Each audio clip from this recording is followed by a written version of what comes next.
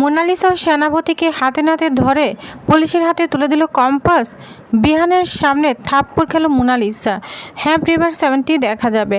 সম্পূর্ণ জানতে ভিডিও দেখতে লাইক দিয়ে চ্যানেলটি সাবস্ক্রাইব করে পুরো ভিডিওটি দেখতে থাকুন। গল্পের শুরুতেই দেখা যায় মুক্তির সঙ্গে জেলে দেখা করতে এসেছে সেনাপতি ও মোনালিসা। তাদের দেখে মুক্তি খুব খুশি হয়ে যায়, কিন্তু সঙ্গে সঙ্গে রাগও প্রকাশ করে বলে, তোরা এখনও কেন আমাকে এ জেল থেকে বের করতে পারলি না? বল কেন পারলি না? সেনাপতি, তুই কী করছিস? কিছুই তো করতে পারছিস না। তখন সেনাপতি বলে, মা আমি তো চেষ্টা করছি, কিন্তু সব কিছু এখন অভিজ্ঞান দত্ত দেখছে।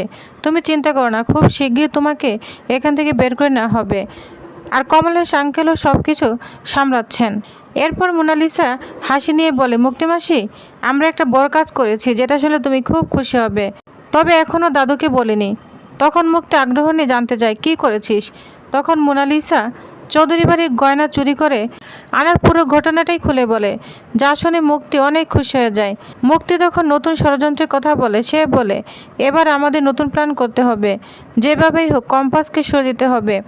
কম্পাস থাকলে আমরা কখনো চৌধুরীদের পথে বসাতে পারবো না। ওকে হয় শেষ করে দিতে হবে, নয়তো বিহানের জীবন থেকে এমনভাবে সরে দিতে হবে যেন বিহান সারা জীবন ওকে ঘৃণা করে। মোনালিসা একটু চিন্তিত হয়ে বলে, মাসি এসব কি করে হবে? বিহান এখন কম্পাসকে অন্ধের মতো বিশ্বাস করে। সব কিছুতেই কম্পাস আর কম্পাস। আমি ওদের বাড়িতে নববর্ষ অনুষ্ঠানে গিয়েছিলাম, সেখানে বিহানের সঙ্গে কম্পাসকে নাচতে দেখে আমার আর সহ্য হচ্ছিল না। ওইখানে থাকার কথা ছিল আমার। তখন মুক্তি তাকে সান্ত্বনা দিয়ে বলে, চিন্তা করিস না, সময় সব বদলে দেয়। আজ ওরা হাসছে, কাল কান্না করবে। এরপর গয়না কোথায় রাখা হবে তা নিয়ে আলোচনা শুরু হয়। মোনালিসা জানে আপাতত গয়নাগুলো তার বাড়িতেই আছে। মুক্তি তখন বলে, তোর দাদুকে জানানো দরকার, না হলে পরে সমস্যা হলে উনি রেগে যাবেন। মোনালিসা সম্মতি জানিয়ে সেখান থেকে সেনাপতিকে নিয়ে বেরিয়ে যায়। বাড়ি ফিরে মোনালিসা ও সেনাপতি অভিজ্ঞান দত্তর ঘরে যায়। মোনালিসা বলে, দাদু আমরা একটা কাজ করেছি, তোমাকে না জানিয়েই করেছি, কিন্তু ভালো কাজই করেছি। এরপর সে গয়নার ব্যাগ বের করে অভিজ্ঞান দত্তের হাতে তুলে দেয়। ব্যাগ খুলে সব দেখে অভিজ্ঞান দত্ত অবাক হয়ে যায়। মোনালিসা জানে এগুলো চৌধুরীদের গয়না। ওরা এগুলো বন্ধক দিয়ে লোন শোধ করতে চেয়েছে, তাই আমরা এখান থেকে সরিয়ে এনেছি। সব শুনে অভিজ্ঞান দত্ত অনেক খুশি হয়ে যায়। বলে, তুই একদম ঠিক কাজ করেছিস মোনা, এবার বুঝতে পারছি তোর মাথায় সত্যি বুদ্ধি এসেছে। ঠিক তখনই সেনাপতি বলে ওঠে, গয়নাগুলোতে কিন্তু আমার সমান ভাগ আছে। সব ঝুঁকি আমি নিয়েছি, পাইপ দিয়ে উঠেছি, দেয়াল টপকিয়েছি, ব্যাগ নিয়ে নেমেছি, তাই আমার অবদান বেশি। অভিজ্ঞান দত্ত বলে, ঠিক আছে, পরে দেখা যাবে, আগে এগুলো নিরাপদে রাখতে হবে। মোনালিসা ও সেনাপতি চলে যাওয়ার পর অভিজ্ঞান দত্ত একা একা বলে, মোনালিসা এবার সত্যি কাজ করেছে। কাল চৌধুরীদের সব সম্পত্তি নিলামে উঠবে, ওরা পথে বসবে।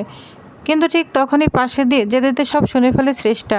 সে ব্যাগও দেখে ফেলে। সব বুঝে নিজের ঘরে গিয়ে দরজা বন্ধ করে কম্পাসকে ফোন করে বলে, কম্পাস মা, তোদের বাড়ি থেকে কোনো ব্যাগ চুরি হয়েছে?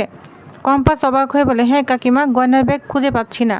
তখন শ্রেষ্ঠা সব খুলে বলে, ওই গয়নার ব্যাগ মোনালিসা চুরি করেছে, এনে ওর দাদুর হাতে দিয়েছে, আমি নিজের চোখে দেখেছি। সব শুনে কম্পাস হতবাক হয়ে যায়। সে বলে, কাকিমণি, তুমি শুধু দেখো গয়নাগুলো কোথায় রাখে, তারপর আমাকে জানাও। শ্রেষ্ঠা লুকিয়ে দেখে ফেলে অভিজ্ঞান দত্ত কোথায় গয়নাগুলো লুকিয়ে রাখছে। সঙ্গে সঙ্গে কম্পাসকে জানিয়ে দেয়। কম্পাস তখন বলে, আমাকে ক্ষমা করে দিও কাকিমণি, আমি বাধ্য হয়ে পুলিশ নিয়ে আসবো, কারণ এই গয়নার সঙ্গে অনেক মানুষের ভবিষ্যৎ জড়িয়ে আছে। এরপর কম্পাস বিহানকে নিয়ে থানায় যায়। পুলিশ অফিসারের সঙ্গে নিয়ে দত্তবাড়িতে হাজির হয়। পুলিশ এসে বলে, আপনাদের বিরুদ্ধে অভিযোগ হয়েছে, চৌধুরী বাড়ি গয়নার বাড়িতেই আছে, আমরা সার্চ করব। অভিজ্ঞান দত্ত বাধা দিতে চাইলে অফিসার বলে, আপনি যত বাধা দিবেন ততই সন্দেহ বাড়বে। কম্পাস ও বিহান বাড়ির ভিতরে ঢুকে পড়ে। প্রথমে কম্পাস অন্যদিকে খুঁজতে থাকে, যেন কিছুই বুঝতে না পারে। তারপর হঠাৎ চেষ্টার বলা জায়গায় হাত দিয়ে বেরিয়ে আনে গয়নার ব্যাগ। সবাই তো অবাক হয়ে যায়। মোনালিসা, সেনাপতি, অভিজ্ঞান দত্ত সবাই ভয় পেয়ে যায়। পুলিশ সঙ্গে সঙ্গে মোনালিসা ও সেনাপতিকে গ্রেপ্তার করে। পরে অভিজ্ঞান দত্ত জামিন ছাড়া পেলেও বাকিরা ধরা পড়ে যায়।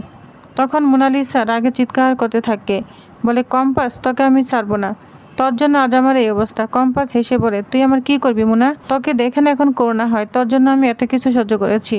সেনাপতি তখন বলে, এই মেয়ে না অনেক বাড়াবাড়ি করছে, এবার চুপ করো। কম্পাস তখন জবাব দেয়, তুমি আমাকে কথা বলা শেখাবে? এরপর কম্পাস পুলিশকে বলে, স্যার, এই মোনালিসা যেন সহজে ছাড়া না পায়, আজ গয়নাগুলো ফিরে না পেলে আমাদের সব শেষ হয়ে যেত। মোনালিসা তখনও থামেনি। সে বলে, তোদের আমি পথে বসাবো। বিহান একদিন আমার কাছে টাকা চাইবে, তখন ওকে আমি নিজের করে নিব, আর তুই বিহানের জীবন থেকে সরে যাবি। এই কথা শুনে বিহান আর নিজেকে সামলাতে পারেনি। সবার সামনে মোনালিসার গাড়ে একদম কষে চোর মারে। বিহান তখন বলতে থাকে, তোমার লজ্জা করে না এসব বলতে? আমি বিয়ে করেছি কম্পাসকে, আমি আমার স্ত্রীকে নিয়ে খুব সুখী, তুমি কেন বারবারই নোংরা খেলা খেলছো? মোনালিসা কান্না করতে করতে বলে, বিহান, আমি তোমাকে অনেক ভালোবাসি, তোমাকে পাওয়ার জন্য এসব করেছি। কিন্তু বিহান স্পষ্ট জানে রে, ভালোবাসা কখনো জোর করে পাওয়া যায় না। তুমি যা করেছো সেটা ভালোবাসা নয়, পাগলামি। এদিকে কম্পাস শান্তভাবে দাঁড়িয়ে থাকে, কারণ সে জানে সত্যের জয় হয়ে গিয়েছে, অন্যায়ের শাস্তি শুরু হয়ে গিয়েছে। তো ভিউয়ার্স, তাহলে নেক্সট আকর্ষণীয় পর্বে আর কি হতে চলেছে তো জানতে অবশ্যই আমার সাথেই থাকুন। ধন্যবাদ।